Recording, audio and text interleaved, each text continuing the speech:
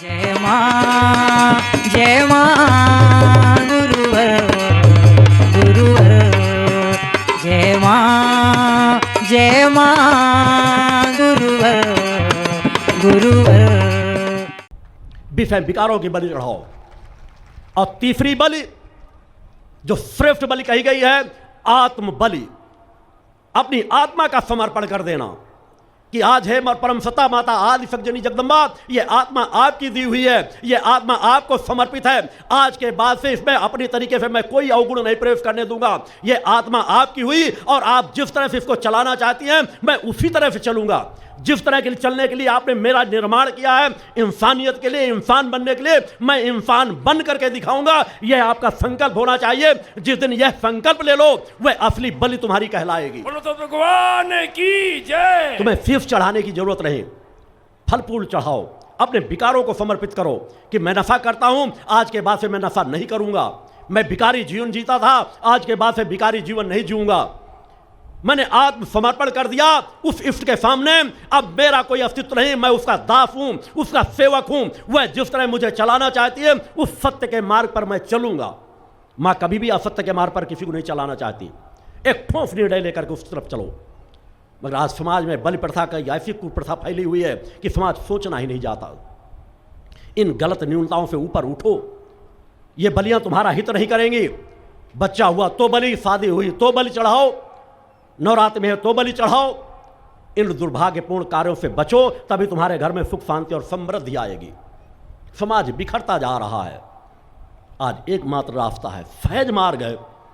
कलिकाल कितना ही क्यों ना व्याप्त हो, जिस तरह सूर्य के प्रकाश से अंधकार छट जाता है, भग जाता है। अंधकार का वास्तविकता में अपना कोई अस्तित्व तो है ही नहीं। अंधकार वही है जहां प्रकाश नहीं है।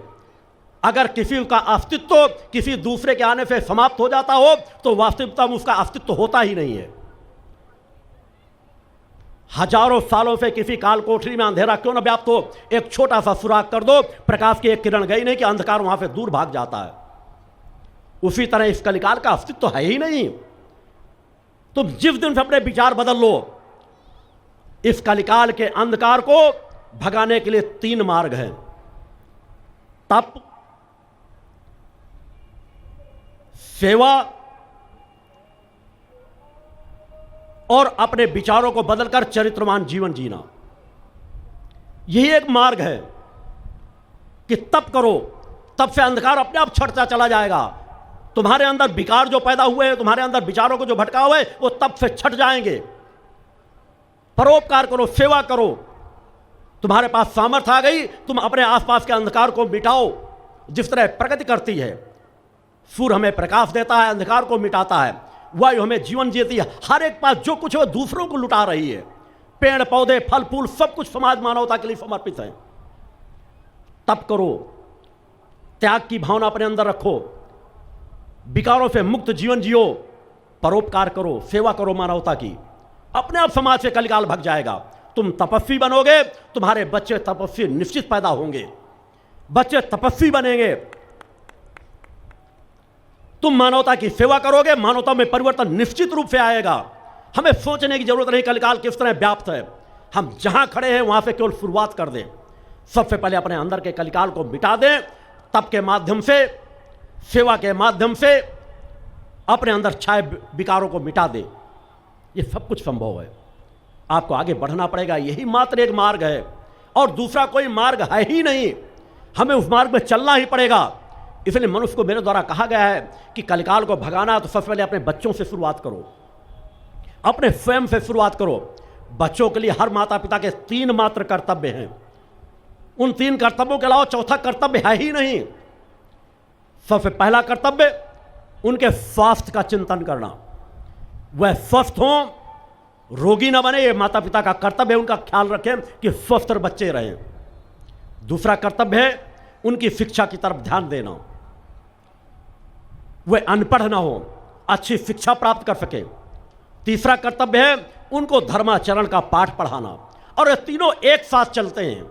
ये नहीं कि हम एक उम्र तक ये करेंगे फिर दूसरी उम्र तक वो करेंगे। इसके अलावा ना उनको धनवान बनाने की आपको जिम्मेदारी है, ना कोई। केवल 3 कर्तव्य कर दो। मेरा मानना है वो बच्चा कभी भी असमर्थता का जीवन नहीं जी सकता। वो अपना क्या हजारों हजारों दूसरों को कल्याण करता चला जाएगा। यदि वह बच्चा स्वस्थ होगा, वह बच्चा शिक्षित होगा, उस दिशा में कार्य करके देखो। वह व्यक्ति, बच्चा धार्मिक होगा तो अधर्म उसके आसपास नहीं पटक सकेगा। 3 कर्तव्य करके देखो। मगर तीनों कर्तव्यों में हर माता पिता आज असफल हो रहे हैं। न बच्चों के स्वास्थ्य की तरफ देखा जाता है। बचपन में हाँ बेटा चॉकलेट अच्छी लगती है, जिसके पास पैसा आ रहा है वो हर बच्चा के अपने चॉकलेट के ऊपर चॉकलेट खिलाए। हाँ बेटा क्या अच्छी लगती है? तुझे नमकीन अच्छी लगती है, ठीक, तू भोजन दाल सब्जी रोटी मत खा। ब्रेड अच्छी लगती है, ब्रेड ले ले। पिज़्ज़ा बर्गर अच्छा लगता है, पिज़्ज़ा बर्गर खा ले। बिस्कुट अच्छे लगते हैं, बिस्कुट खा ले। क्या तुम कभी उसके स्वास्थ्य के बारे में सोचते हो कि जो भोजन तुम दे रहे हो क्या वो बच्चे के लिए वो विटामिन मिलेंगे जो विटामिन उसके लिए आवश्यकता है? तुम बचपन से छोटे से ही उनको गलत आदतों में डाल देते हो। प्रारंभ से उन्हें शुद्ध सात्विक पौष्टिक भोजन दो। जिन विटामिनों की उनकी जरूरत है भोजन को उनको दो, उनके प्रति उनको प्रेरित करो, उसी तरह उनका ध्यान आकर्षित करो, उसी तरह का भोजन उन्हें दो। जैसा भोजन करेंगे विचार उनके अंदर वैसे ही बनते चले जाएंगे। उन्हें आलसी अकर्मण्य मत बनने दो। जब स्वास्थ्य की बात आती है तो हर पल यही आती है कि समय के साथ हम सब चीज़ों का ध्यान करें।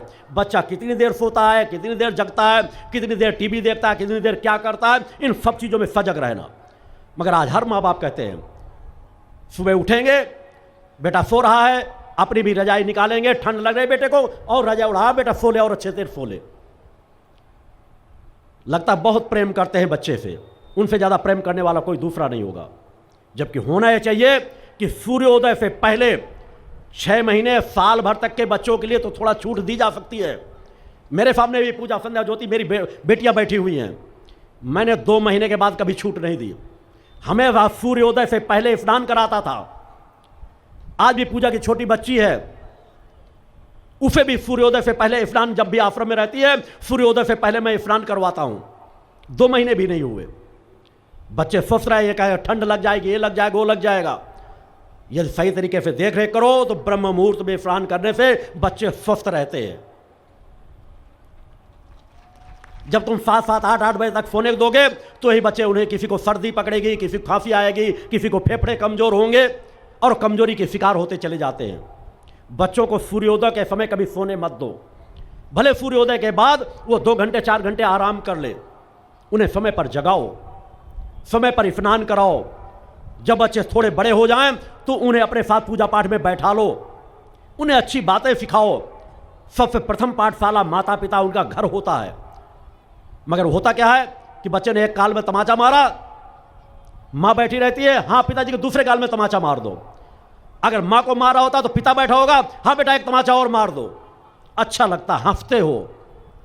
जिस दिन पहला हाथ बच्चा उठाए तो जितनी ताकत से तुम्हें मारा हो उससे दुगनी ताकत से उसे मार दोगे, दोबारा बच्चा हाथ नहीं उठाएगा। एक कुम्हार की तरह है, जिस तरह वो घड़े का निर्माण करता है, ऊपर से ठोंकता है, नीचे हाथ संभाल करके करता है। इसलिए नहीं कि उससे क्रोधी हो करके, इसलिए कि उसके अवगुणों को सुधारना है।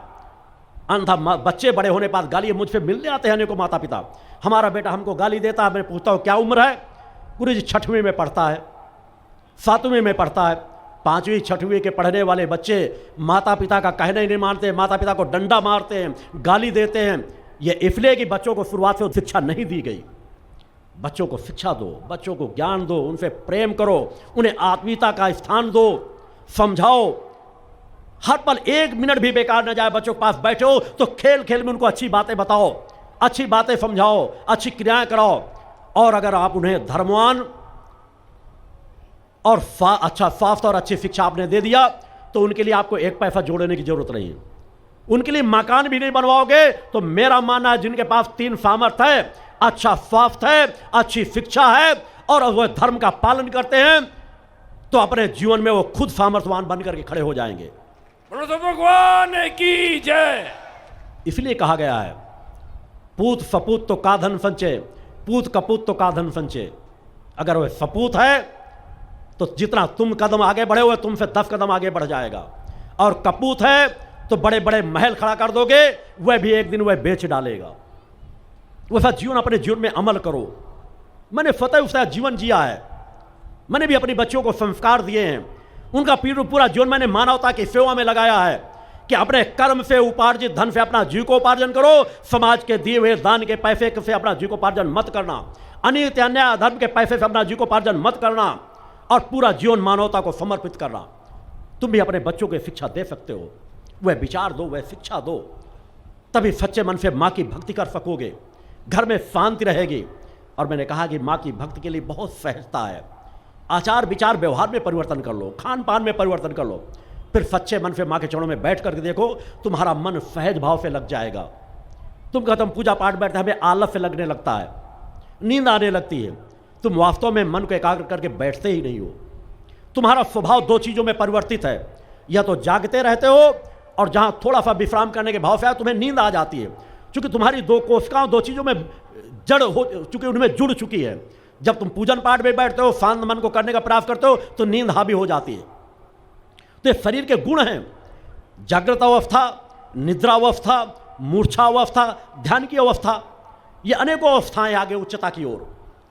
तो ये तो आपके ऊपर प्रभाव डालेंगी, मगर यदि आप निष्ठा विश्वास लगन से चैतन्य होकर के बैठो तो मेरा मानना है नींद नहीं आएगी। कभी कभार अगर आप लगातार जग रहे हो कई दिनों से, तो थोड़ा बहुत आलस किसी को आ सकता है। क्या मुझे बताओगे? सबके अंदर सामर्थ्य है। एक चोर पूरी रात भर ताकता रहता है कि किस घर में किस जगह फेंद मार के अंदर घुसना है, वह कभी नहीं झुसोता, उसको नींद नहीं आती, पूरी रात रात जागता रहेगा और चोरी करके सामान को लेकर चला जाता है। एक चोर अपनी नींद पर काबू पा लेता है। तो तुम्हें परम सत्ता का वह धन प्राप्त करना है जो सदा तुम्हारा साथ देगा। तो उस परम सत्ता के उस परम धन के लिए क्या तुम चैतन्य होकर के नहीं बैठ सकते, जाग कर नहीं बैठ सकते? एक प्रेमी प्रेमिका पूरी रात भर एकांत स्थान में रहें, उन्हें नींद स्पर्श नहीं कर सकेगी। एक जड़ प्रेम के लिए, नाशवान शरीर के लिए, और तुम परम सत्ता से इतना भी प्रेम नहीं कर सकते कि हमारा वह अटूट प्रेम हो कि जब हम परम सत्ता के चरणों में बैठे, अपने पूजन स्थान में बैठे, तो अपने आप को दुनिया का सबसे बड़ा सौभाग्यशाली माने कि परम सत्ता की प्रेम की कृपा है। मैं परम सत्ता से प्रेम करता हूं, परम सत्ता मुझसे प्रेम करती है, परम सत्ता मुझे सौभाग्य प्रदान कर रही है, परम सत्ता के आशीर्वाद हर पल मुझे प्राप्त हो रहा है। उसकी कृपा से मैं चल रहा हूं, बोल रहा हूं, सांसें ले रहा हूं। आज मेरी जो कुछ भी सामर्थ्य है, माँ आपकी कृपा से हो रही है। नींद आपसे कोसों दूर हो जाएगी। वह भाव में लेकर एक बार पूजन स्थान में बैठो, तो मन को एकाग्र तो करो कि वह जगत जननी हमें इतना बड़ा सौभाग्य देती है, जो अनंत लोकों की जननी हो, जिसका हमें स्मरण मात्र हो पाना असंभव है। वह परम सत्ता हमें पूजा पाठ का ज्ञान देती है। वह परम सत्ता हमारे घर में पूजन स्थान बनवा करके रखी है। वह परम सत्ता हमें कुछ न कुछ समय अपने चरणों पर खींच रही है। वह परम सत्ता हमें कुछ मंत्र दे रखे, हमें ध्यान की क्रिया दे रखी है। उस परम सत्ता से क्या हम प्रेम नहीं कर सकते? वह हमारी आत्मा की जननी है। एक बार अबोध बन करके देखो, माँ की सच्ची भक्ति करके देखो, तुम्हारे अंदर अबोध भाव ही तो नहीं आ पा रहा कि उस भाव भूमि में खड़े हो जाओ। जैसे 6 महीने साल भर का मेरे द्वारा कहा जाता है, बच्चे को देखो, अपनी माता पिता की गोदी से दूर नहीं होना चाहता। अच्छी से अच्छी खाने पीने की चीजें ला करके रख दो, बड़े बड़े खिलौने ला करके दे दो, मगर माता की गोदी से दूर करके देखो, वह उससे दूर कभी नहीं हो सकता। चिपट जाएगा, लिपट जाएगा। एक बच्चे को 2-4 घंटे माता पिता से दूर करके देखो, और 2-4 घंटे बाद जब माता पिता के पास लाओ, वो तड़प उठेगा, दौड़ उठेगा, माँ से लिपट जाएगा। वह प्रेम इसलिए तुम भी अंदर तुम्हारे शरीर का ही तो है। तुम्हारे अंदर एक छोटे से बच्चे, साल भर के बच्चे में इतना बड़ा ज्ञान है, साल भर के बच्चे की कोशिकाएं इस तरह कार्य कर रही है, और तुम अपने आप को युवा मानते हो, बड़े मानते हो, ज्ञानवान मानते हो। तुम्हारी जो आत्मा की जननी है, उससे तुम इतना भी प्रेम नहीं कर सकते जितना एक अबोध शिफाबोध बच्चा करता है। तुम्हें ज्ञान नहीं है, वेदों शास्त्रों उपनिषदों किसी चीज का ज्ञान नहीं। सच्चे मन से माँ के चरणों में हाथ जोड़ करके तुम बैठो कि हे माँ, हम आपकी कृपा से जीवन जी रहे हैं। हे माँ, हमारे शरीर का एक एक अंग आपकी कृपा से कार्य कर रहा है। हमें आपने इतना विशाल मस्तिष्क दिया, हमारी भुजाएं दी, हमें पैर दिए चलने के लिए, हमारा हृदय धड़कता है, हम समाज में जितने व्यवहार करते हैं, ये सब माँ आपकी कृपा से हमें प्राप्त हो रहे हैं। हे माँ, हमारा यह जीवन आपका हर पल ऋणी है कि आपने हमें जो कुछ दे रखा है, इसके बाद हमें मांगने के लिए तो कोई गुंजाइश ही नहीं। हम माँ आपसे मांगे तो क्या मांगे? और माँ, यदि हमें आप कुछ दे सकती हो, यदि माँ हमें आप प्रसन्न हो, यदि हमारी न्यूनता की हुई पूजन से भी आप संतुष्ट हो, अपनी कृपा भाव स्वभाव पे माँ आप प्रसन्न होती हो, तो माँ हमें भक्ति दे दो, माँ हमें अपना ज्ञान दे दो। माँ हमें अपनी आत्म शक्ति हमें प्रदान कर दो। ये आत्मा जो आपकी आत्मा है उससे भी हम अज्ञान हैं, उससे हम बहुत दूर चले गए हैं। हे माँ हमें आत्मा की वह शक्ति प्रदान कर दो। बोलो तो एक बार माँ के भगवान चरणों में की सच्चे मन से जय। प्रार्थना तो करो, सच्चे मन से स्तुति तो करो। जिस समय दुर्गा चालीसा पाठ कर रहे हो, एक एक पाठ के एक एक लाइनों में मन मस्तिष्क को एकाग्र करके तो देखो। एक दुर्गा चालीसा पाठ आपको बहुत बड़ी तृप्ति दे देगा, बहुत बड़ी शांति दे देगा। और इसी शांति के ध्यान की अवस्था ही आपकी सुषुम्ना नाड़ी को चैतन्य बना देती है। ओम और माँ जैसे सशक्त बीज मंत्र आपको दिए गए अपनी सुषुम्ना नाड़ी का मंथन करने के लिए। अभ्यास करो, सामूहिक भी आप करते हो, कभी भी एकांत में बैठ करके कोई भी करके देख ले। जो बिल्कुल पूजा पाठ को ना मानता हो, देवी देवताओं को ना मानता हो, वह अपने आप को तो मानता है। 2 बीज मंत्रों का उच्चारण करके देख ले, कहीं भी बैठ जाए शांत चित्त होकर के, और एक बार ओम का एक बार माँ का क्रमिक उच्चारण करता रहे। 10-10, 11-11 बार, 10, 20, 25 बार, 2, 4, 5 मिनट, 10 मिनट उच्चारण करे और शांत चित्त होकर के बैठे, वह देखेगा उसका मन एकाग्र होगा, आज्ञा चक्र उसका कहीं ना कहीं एकाग्र होगा। और मेरे द्वारा कहा गया है कुंडली चेतना का आज्ञा चक्र राजा चक्र कहलाता है। उस राजा चक्र की शरण में आ जाओ। यह आपकी अपनी आत्मा का चक्र है, वह मूल चक्र है, यह सत्य का चक्र है। अधर्मी अन्यायी राजाओं के समान नहीं कि उनकी शरण में जाने में वो भी आपका शोषण करते हैं। ये आपकी आत्मा का दिया हुआ, परम सत्ता का दिया हुआ चक्र है। और जो राजा की शरण में आ जाए उसका पतन कभी हो ही नहीं सकता। कुछ क्षणों के लिए उनकी शरण में जाओ। कुंडली चेतना का सबसे सशक्त चक्र है। तुम्हें और किसी चक्रों के बारे में सोचने की जरूरत नहीं है। केवल आज्ञा चक्र पर मन को एकाग्र करके और कुछ मत सोचो। तुम्हें देवी देवताओं का ध्यान नहीं आता, गुरु का ध्यान नहीं आता, मत आने दो। मंत्र जाप करते करते मंत्र रुक जाए तो कोई गलत नहीं, गुरु का ध्यान करते करते गुरु का ध्यान रुक जाए तो कोई अपराध नहीं, माँ का ध्यान करते करते माँ का ध्यान रुक जाए कोई अपराध नहीं। क्योंकि मैंने कहा आत्म तत्व, गुरु तत्व और परम तत्व तीनों तत्व एक समान होते हैं। अपने आप को विचार शून्य करना ही तुम्हारी सच्ची साधना है। ध्यान की गहराई में डूबने का प्रथम चरण कि बस विचार शून्य कर लो। आज्ञा चक्र पर मन को एकाग्र करो, नित्य प्रति अभ्यास करो।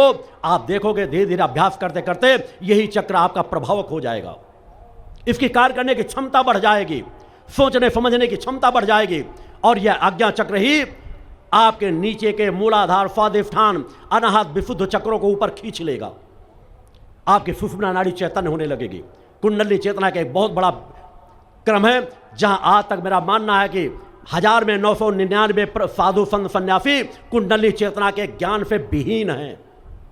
उन्हें ज्ञान ही नहीं है कि कुंडली चेतना को किस तरह से जागृत किया जाता है, कुंडली चेतना का स्वभाव क्या है, कुंडली चेतना जब जागृत होती है हमारी कार्य प्रणाली में क्या परिवर्तन आता है, हमारे स्वभाव में क्या परिवर्तन आता है, हमें कौन कौन सी शक्तियों की प्राप्ति होती है, उन शक्तियों का किस प्रकार से हमें उपयोग करना चाहिए।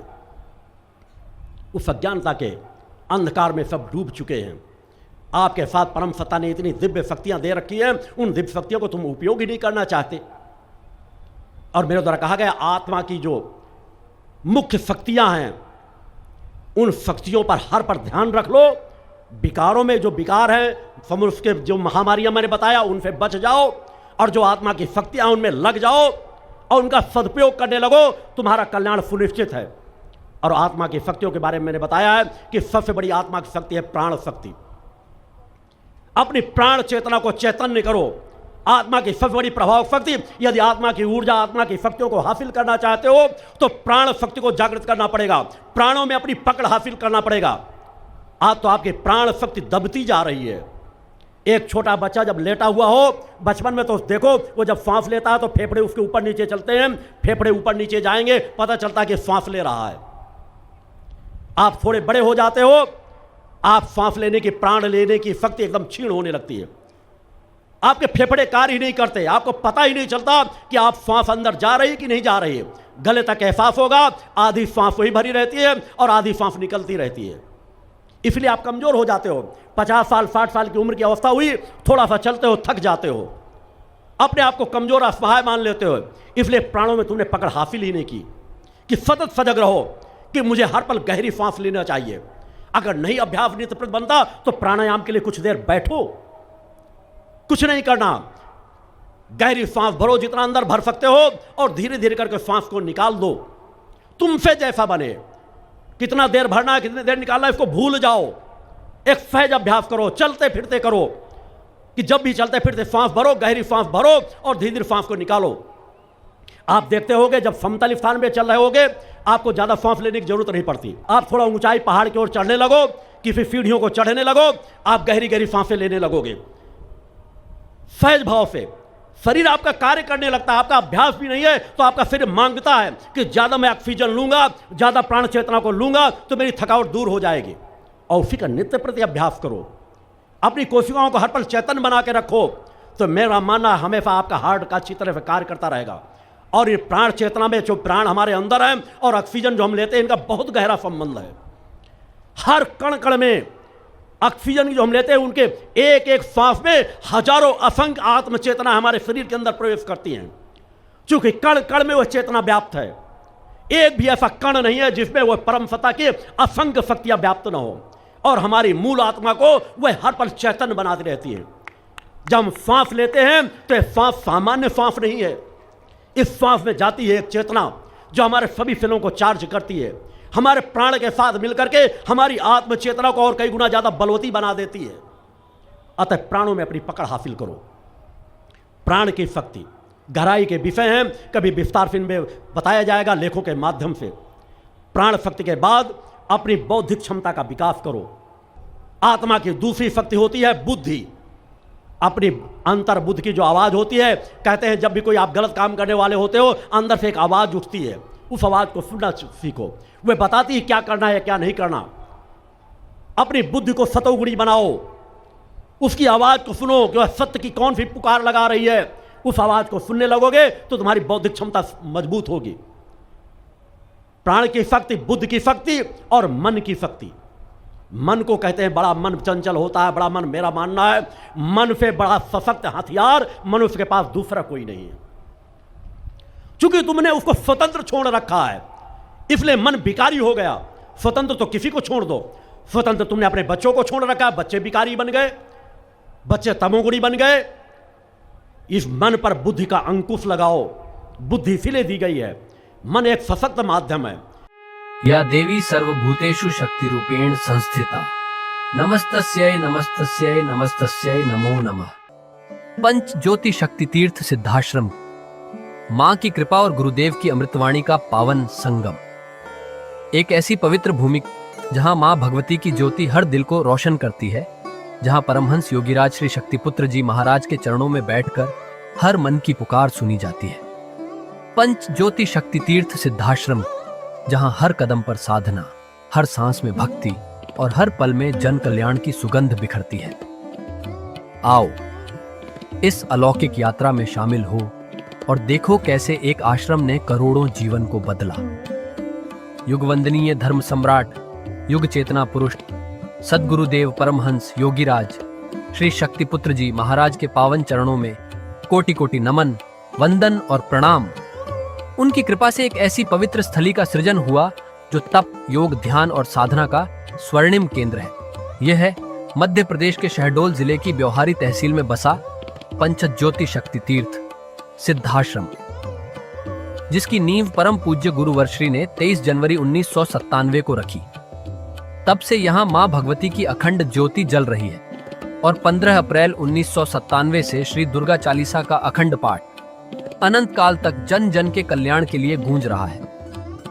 हर सुबह और हर शाम जब सूरज की किरणें और चांद की चांदनी सिद्धाश्रम को चूमती है, तब परम पूज्य गुरुदेव जी माता भगवती आदिशक्ति जगत जननी दुर्गा जी सहित सभी देवी देवताओं और सहायक शक्तियों की आरती करते हैं। इस पावन बेला में भक्तों के हृदय मां की भक्ति में डूब जाते हैं। मूल ध्वज साधना मंदिर में भी रोज सुबह शाम होने वाली आरती में भक्तों का समूह उमड़ता है। यहाँ हर मन की पीड़ा मिटती है, हर शरीर को शांति मिलती है और हर आत्मा को सुख, शांति व समृद्धि का आशीर्वाद प्राप्त होता है।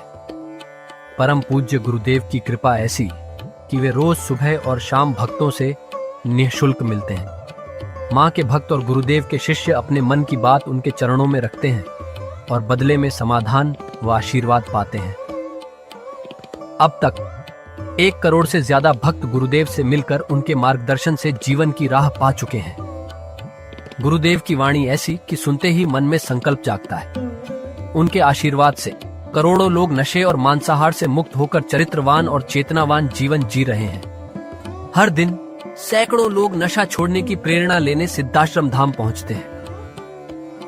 पूज्य गुरुदेव के 20 लाख से अधिक दीक्षा प्राप्त शिष्य आज के अधर्म और अन्याय के दौर में भी मां की ज्योति से अपने घरों को आलोकित करते हैं। वे साधनात्मक जीवन जीते हुए आत्म कल्याण और जन कल्याण के पथ पर चल रहे हैं। क्या यह चमत्कार नहीं? सिद्धाश्रम धाम में पिछले 28 वर्षों से मां अन्नपूर्णा भंडारा चल रहा है, जहां सुबह शाम हजारों भक्तों को स्वादिष्ट और पवित्र भोजन मिलता है। और सुनो, यहाँ ठहरने की व्यवस्था भी पूरी तरह निःशुल्क है। क्या ऐसी जगह कहीं और मिलेगी जहां हर सुविधा मां की कृपा से मुफ्त हो? सिद्धाश्रम धाम की पावन सरिता के तट पर बनी त्रिशक्ति गौशाला देखकर भक्तों का मन आनंद से भर जाता है। हर महीने शुक्ल पक्ष की अष्टमी को गौ सेवा समर्पण दिवस मनाया जाता है, जब परम पूज्य गुरुदेव और पूजनीय शक्तिमयी माता जी अपने हाथों से गायों को रोटी खिलाते हैं। यह दृश्य देखकर हर भक्त का हृदय गदगद हो उठता है। गौशाला के पास ही स्वामी श्री राम प्रसाद आश्रम जी महाराज की समाधि मन को शांति देती है, और पास ही दानवीर गुफा स्थल हर किसी को असीम शांति का अनुभव कराता है। हर साल शारदीय नवरात्र में सिद्धाश्रम धाम में शक्ति चेतना जनजागरण शिविर का भव्य आयोजन होता है। लाखों भक्त यहाँ योग, ध्यान और साधना सीखते हैं, गुरुदेव के चेतनात्मक चिंतन को सुनते हैं और मां की अलौकिक आरती का आनंद लेते हैं। मां की कृपा और गुरुदेव का आशीर्वाद पाकर हर भक्त धन्य हो उठता है। 23 जनवरी सिद्धाश्रम स्थापना दिवस एक और पावन अवसर है। इस दिन अखिल भारतीय सिद्धाश्रम दौड़ प्रतियोगिता, योग भारती सामूहिक विवाह और शाम को सुर संध्या व कवि सम्मेलन का आयोजन होता है। क्या मजा है जब भक्ति और संस्कृति का ऐसा संगम देखने को मिलता है। सिद्धाश्रम धाम का जनसंपर्क कार्यालय हर जानकारी का खजाना है। यहाँ से मासिक सिद्धाश्रम पत्रिका और साप्ताहिक संकल्प शक्ति अखबार मिलता है, जिसमें गुरुदेव की ऋषिवाणी और प्रेरक लेख पढ़ने को मिलते हैं। और हाँ, यहाँ माँ के प्रसाद के रूप में शक्ति जल भी निःशुल्क मिलता है। इस शक्ति जल ने करोड़ों लोगों को नशे और बीमारियों से मुक्त कर चेतनात्मक ऊर्जा दी है। क्या यह माँ की कृपा नहीं? जन कल्याण का एक और अनुपम उदाहरण है निःशुल्क वस्त्र सहायता केंद्र, जहां लाखों जरूरतमंदों को कपड़े दिए गए हैं। यह सिलसिला आज भी अनवरत चल रहा है। सिद्धाश्रम धाम में पौधारोपण का भी बड़ा काम होता है। परम पूज्य गुरुदेव जी महाराज एवं पूजनीय शक्तिमयी माता जी स्वयं समय समय पर पौधारोपण करके पर्यावरण को बढ़ावा देते हैं। सिद्धाश्रम धाम में अनेक प्रकार के फल, फूल और औषधियों के हजारों पेड़ों की हरियाली देखकर मन प्रसन्न हो जाता है। सिद्धाश्रम धाम में विभिन्न प्रकार की हरी सब्जियां उगाई जाती हैं, जो निःशुल्क चल रहे मां अन्नपूर्णा भंडारे में प्रयोग की जाती है। परम पूज्य गुरुदेव जी ने मानवता, धर्म रक्षा और राष्ट्र रक्षा के लिए 3 धाराएं बनाई हैं। भगवती मानव कल्याण संगठन, पंचज्योति शक्ति तीर्थ सिद्धाश्रम और भारतीय शक्ति चेतना पार्टी 15 मार्च 1995 को बने। भगवती मानव कल्याण संगठन के 1 लाख से ज्यादा कार्यकर्ता नशा मुक्त, चरित्रवान और परोपकारी समाज बनाने में जुटे हैं। संगठन का नशा विरोधी आंदोलन इतना प्रभावी है कि पिछले कुछ सालों में 2000 से ज्यादा अवैध शराब माफियाओं पर कार्रवाई हुई। संगठन के समर्पित और कर्मठ कार्यकर्ता दिन रात इस मिशन में लगे हैं। Siddhashram Ayurveda and food products के जरिए शुद्ध दवाएं और खाद्य पदार्थ बनाए जाते हैं। इन्हें लेने या व्यापार के लिए एजेंसी पाने के इच्छुक लोग संपर्क कर सकते हैं। आओ सिद्धाश्रम की इस पावन यात्रा का हिस्सा बनो। यहाँ माँ का अखंड गुणगान सुनो, साधना में डूबो और परम पूज्य गुरुदेव के दर्शन कर जीवन को धन्य करो। भगवती मानव कल्याण संगठन तुम्हें मानवता, धर्म और राष्ट्र की सेवा में शामिल होने का सादर न्योता देता है। जय माता की, जय गुरुवर की।